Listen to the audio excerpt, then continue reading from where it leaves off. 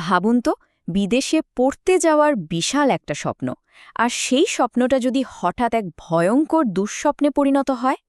আজকের এই এক্সপ্লেনারে আমরা ঠিক এমনই একটা মর্মান্তিক ঘটনার গভীরে যাব, যা ফ্লোরিডায় ঘটে যাওয়া এক নিখোঁজ রহস্যের গল্প। এখানে উচ্চশিক্ষার স্বপ্নের সাথে জড়িয়ে গেছে আধুনিক প্রযুক্তির এক অন্ধকার দিক। চলুন পুরো বিষয়টা ধাপে ধাপে বোঝার চেষ্টা করি। বিদেশে পড়ার বিশাল স্বপ্নকে গ্রাস করল এক হঠাৎ ভয়ঙ্কর নীরবতা। কথাটা শুনতে যতটা ভারী লাগছে, এর পেছনের গল্পটা ঠিক ততটাই মর্মান্তিক। আমরা কথা বলছি দুজন অত্যন্ত মেধাবী পিএইচডি স্কলারকে নিয়ে। চোখে আগামীর স্বপ্ন, ফুল স্কলারশিপ নিয়ে পাড়ি জমিয়েছিলেন যুক্তরাষ্ট্রে।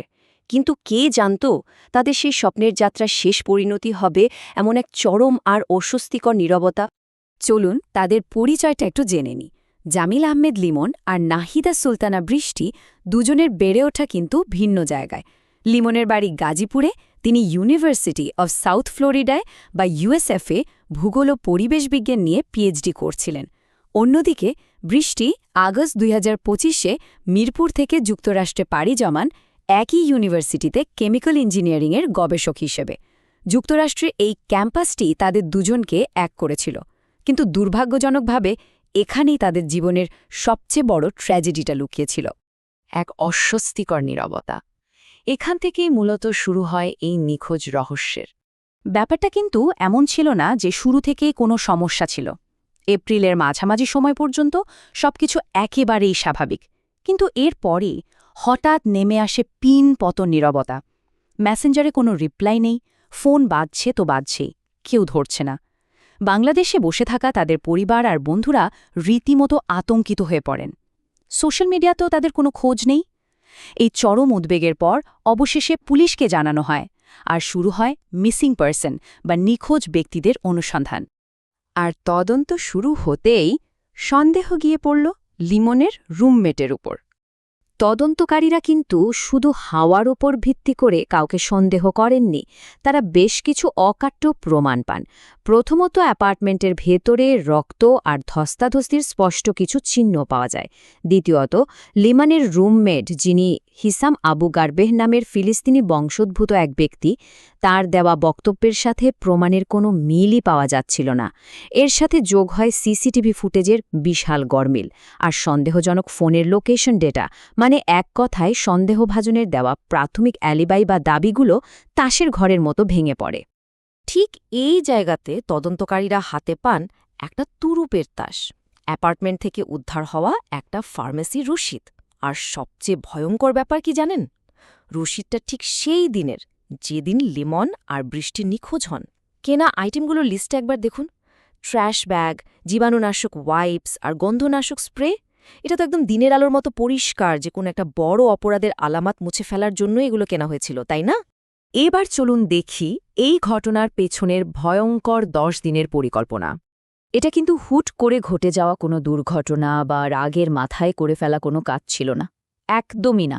তদন্তকারীদের মতে সন্দেহভাজন ব্যক্তি অত্যন্ত ঠান্ডা মাথায় অন্তত ১০ দিন ধরে অনলাইনে এই জঘন্য অপরাধের ছক কষেছিল। কিভাবে এই পৃথিবী থেকে দুজন মানুষের অস্তিত্ব পুরোপুরি মুছে ফেলা যায়, তার এক নিখুঁত আর ভয়ঙ্কর পরিকল্পনা করা হয়েছিল ইন্টারনেটের সাহায্যে। ইন্টারনেটে তার সার্চ হিস্ট্রিটা দেখলে রীতিমতো শিউরে উঠতে হয়। সে খুঁজছিল কিভাবে লাশ গুম করতে হয়, ডাম্পস্টার বা ময়লার ভাগাড়ে লাশ ফেললে কী পরিণতি হতে পারে, মৃতদেহ দ্রুত পচানোর উপায় কী, আর কিভাবে পুলিশের নজরদারি এড়ানো যায়। এই ডিজিটাল প্রমাণগুলোই কিন্তু সন্দেহাতীতভাবে প্রমাণ করে দেয় যে এখানে একটা অত্যন্ত সুনির্দিষ্ট এবং ঠান্ডা মাথার অপরাধমূলক উদ্দেশ্য ছিল। এই ঘটনাটা জানাজানি হওয়ার পর সংবাদ মাধ্যম আর সোশ্যাল মিডিয়াতে আমরা অনেক চটকাদার হেডলাইন দেখেছি। বলা হচ্ছিল চ্যাটজিপিটি নাকি খুনের রহস্য সমাধান করেছে। কিন্তু আসলে কি তাই? একটা এআই কি সত্যি এই মার্ডার মিস্ট্রি সলভ করেছে? চলুন এই মিথটা একটু ভেঙে দেখি। সত্যিটা হলো, এআই বা কৃত্রিম বুদ্ধিমত্তা নিজে থেকে কোনো খুনিকে ধরে দেয়নি বা রহস্য উদ্ঘাটন করেনি।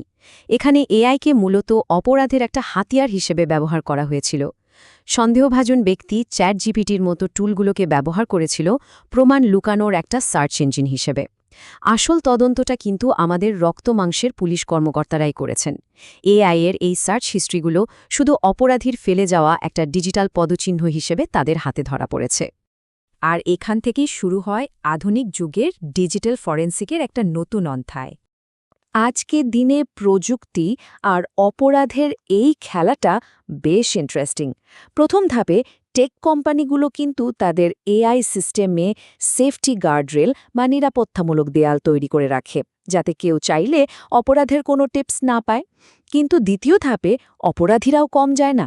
তারা নানা রকম বিকল্প পথ বা ফেক আইডি ব্যবহার করে তথ্য বের করার চেষ্টা করে। আর ঠিক এখানেই আসে তৃতীয় ধাপ।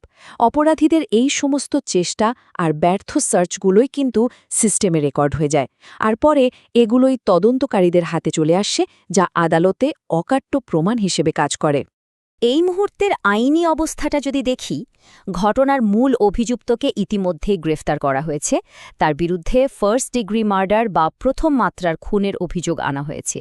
মার্কিন আইনে এটা অত্যন্ত গুরুত্বপূর্ণ একটা অভিযোগ।